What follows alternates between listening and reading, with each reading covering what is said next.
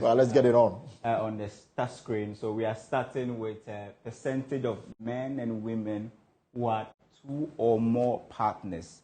So there are actually some people in Ghana that have 2 or more partners. And we are looking at this data between male and female. So if you look at the age range, it begins to tell you an interesting story. So if you look at those within the ages of 15 to 24 years, about 9.9%, almost 10% of this age bracket say they have 2 or more, sexual partners. You ask yourself, people between the ages of 15 and 24 confirming that they have 2 or more, partners. And if you begin to raise the I was actually hoping that this survey outcome would tell me, for example, the percentage of the age bracket, maybe let's say from 15 to 17, the percentage of people within that bracket, and whether or not between the 15 and the 17, more of them are having multiple partners. And then from 18 to 24, because from 18 you are considered an adult, so you can afford to take certain decisions for yourself. He actually did that, right? Let's go on. Disaggregation. And one thing that begins to emerge is that once you begin to move from 24 years or from 15 to 24 years, the number or the share of the population begins to increase. So if you look at those within the ages of 25 to 29, close to 24%, of men confirm that they actually have, 2 or more sexual partners. 23.6 against 3.3% of females who actually engage in this survey also saying this. So you can see the sharp contrast between the response that we got from males versus that of female. But there were other interesting, revelations that came out as a result of this survey. We realized that if you compare male and female, you realize that even with this age bracket of 15 to 24 years, one, they accepted that they have more than one, sexual partner, 2 or more sexual partners, and they also acknowledged or accepted that they have about, 80% on the female side and about 70% on the male side, accepted that they have, unprotected sex in their last sex before the survey was conducted. So they were asked a very simple question. Did you use condoms during your last sex? And if you look at the male side, 7 out of 10 of the people sampled actually confirmed that they had sex without condoms. If you look at the female side, it's about 80%. And then we also realized that if you look at the level of education, on the side of men, the higher the level of education, the higher the probability of they deciding to cheat on their spouses. And it's different from that of women. The higher their level of education, the lower the probability of they cheating. Is it a case that for men, the higher the level of education, they get good jobs, income is good, they are driving nice vehicles, they're living comfortable life, and therefore they begin to explore.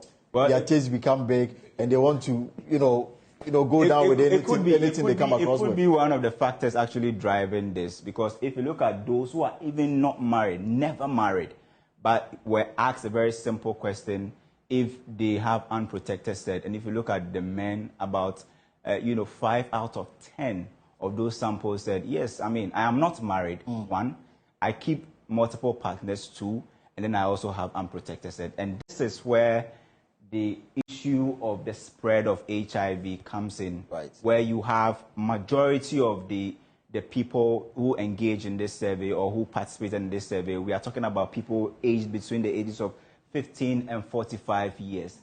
You have about 5 out of 10 males saying that, I don't have a wife, but I also have multiple partners. I have 1 or 2 or more girlfriends, and I also had unprotected sex the last time that I did have sex.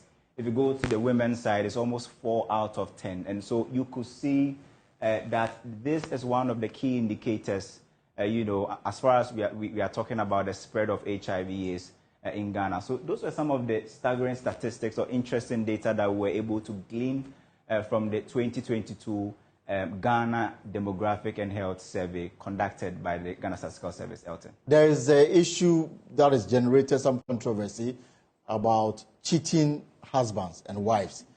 And the suggestion is that the figures looks a bit,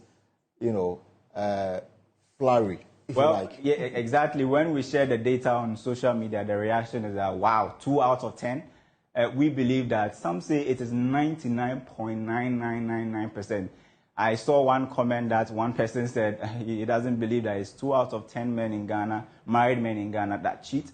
But he believes that even 12 out of 10 men in Ghana cheat when they marry.